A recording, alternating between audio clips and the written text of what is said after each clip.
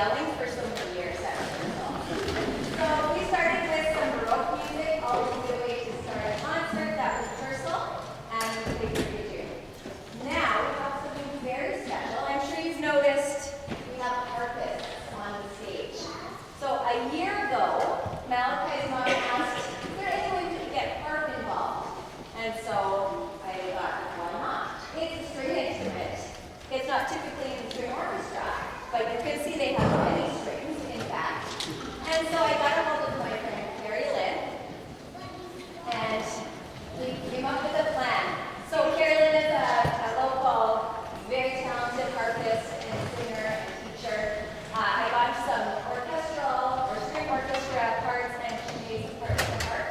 And we're going to play the Celtic Suite, which is Bonnie Doon and Minstrel Boy, and then Irish Farewell. And I want you to just take a look at the harps. These are Celtic harps on the stage. They're not the pedal harps that you can see at the symphony orchestra. There's fewer strings on them, but still many, many strings. And you'll see when they change key, they move a lever. Can someone show where it is? Don't change a key. Yeah, they just go click instead of pedaling it. So watch for that. So we're going to do our Celtic Suite and then Irish Farewell.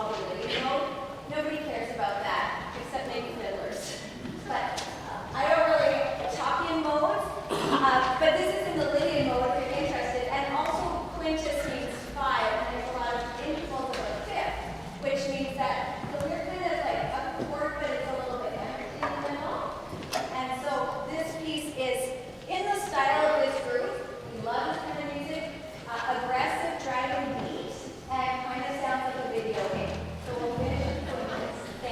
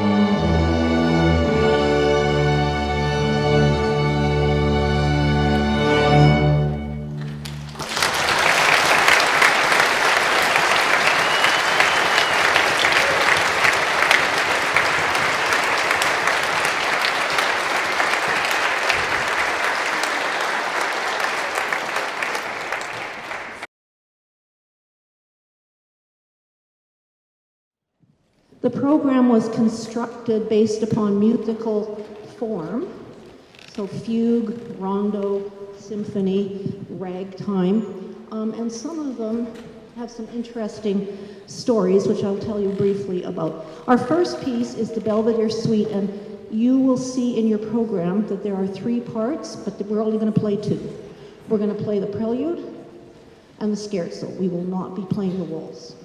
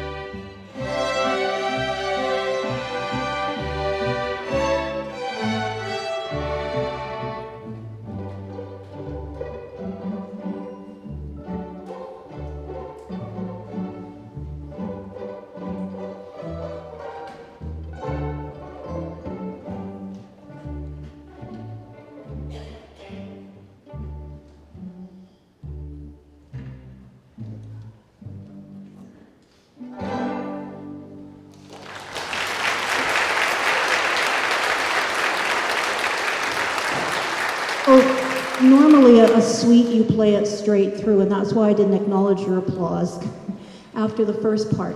The second piece that we're going to do, I have to make a little adjustment here with seating, just a second.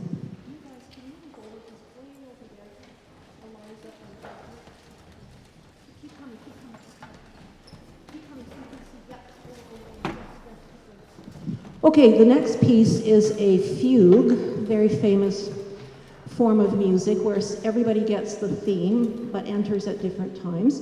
Bach was a master of the fugue, and this is one that was inspired by him, but it's been arranged by somebody else. So this is Little Fugue.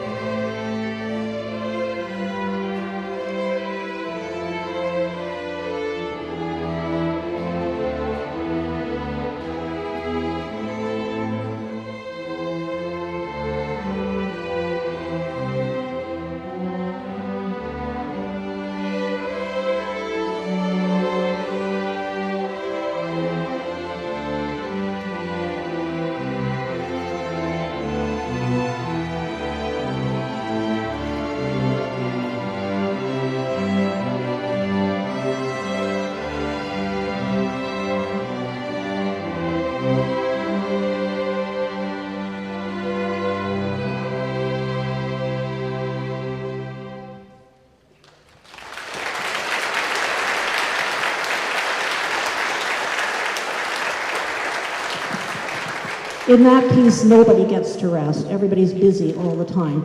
The next piece is called Little Symphony, and in a symphonic movement, there's something called the exposition, development, and recapitulation, and we all know this because we've learned it. So we're going to play Little Symphony by an American composer called Keri Nunez.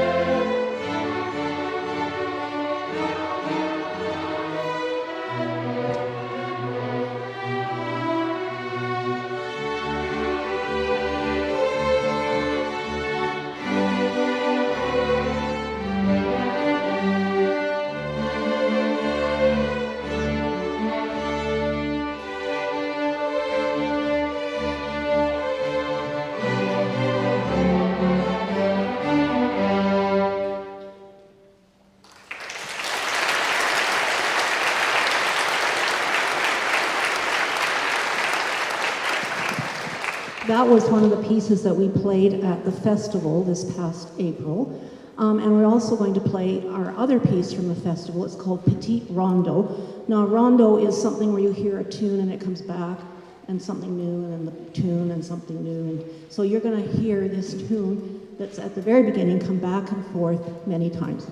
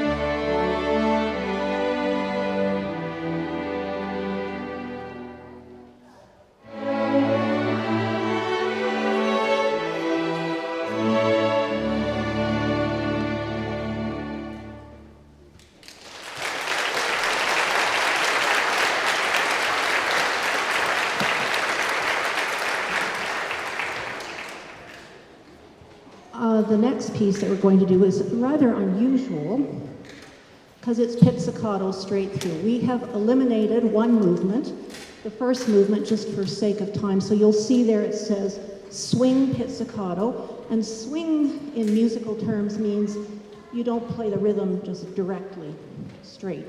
We play it swinging. That's what we're going to do. It is all pizzicato.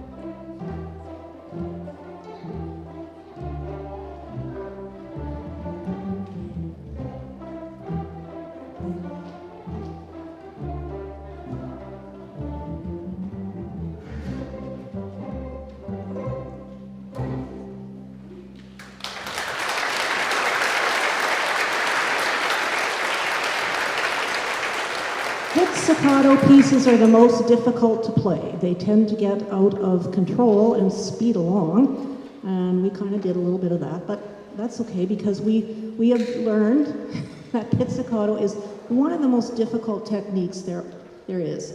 So you did it. Our last piece is a very interesting piece, very interesting. It's called Stringtown Road Rag. Well, rag stands for ragtime. But believe it or not, there is a place called Stringtown Road. It's in a rural area of central Maryland.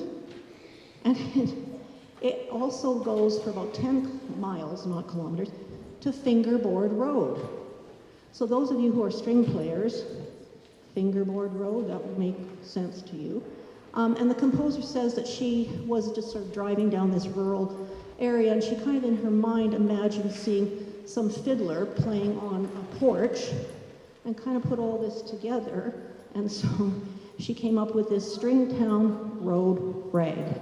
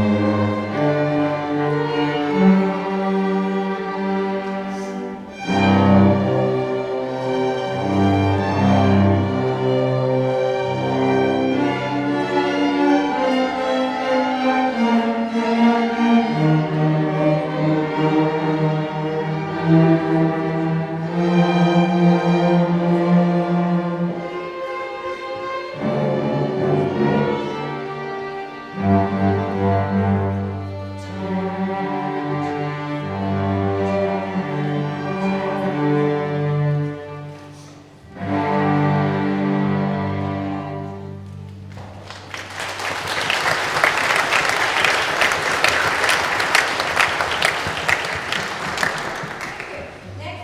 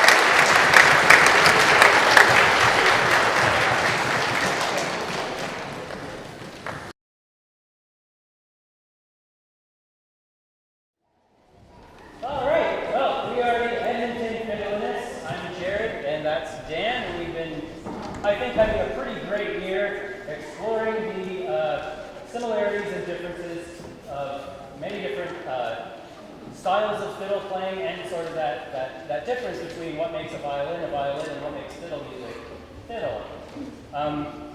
We're going to kick things off with some Appalachian banjo tunes that I learned through a love affair with the banjo. They all have funny names. Not all of them. 2 of them have funny names. We're going to do Red Prairie Dawn into Shove the Pig's Foot a little further into the fire. That's one name, which is apparently a blacksmithing term, so it's not as morbid as that sounds. And Nail That Catfish to the Tree, which is as morbid as it sounds.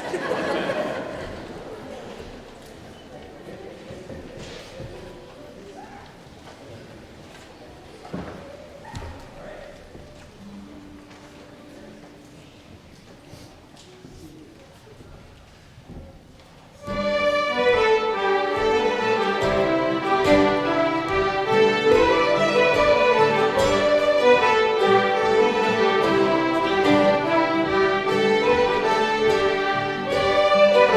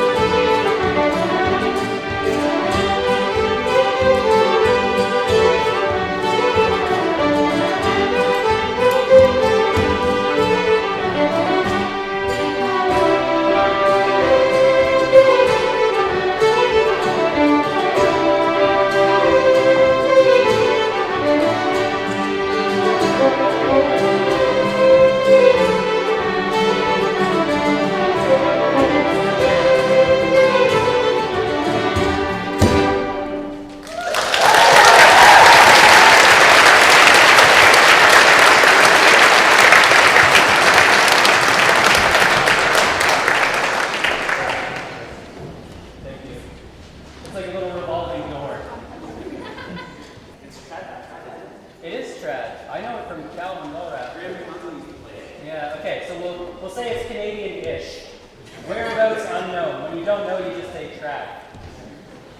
This is the first waltz I ever learned, and I'm really happy that we're doing it. We added a bunch of new harmony parts. It's called the Black Velvet Waltz.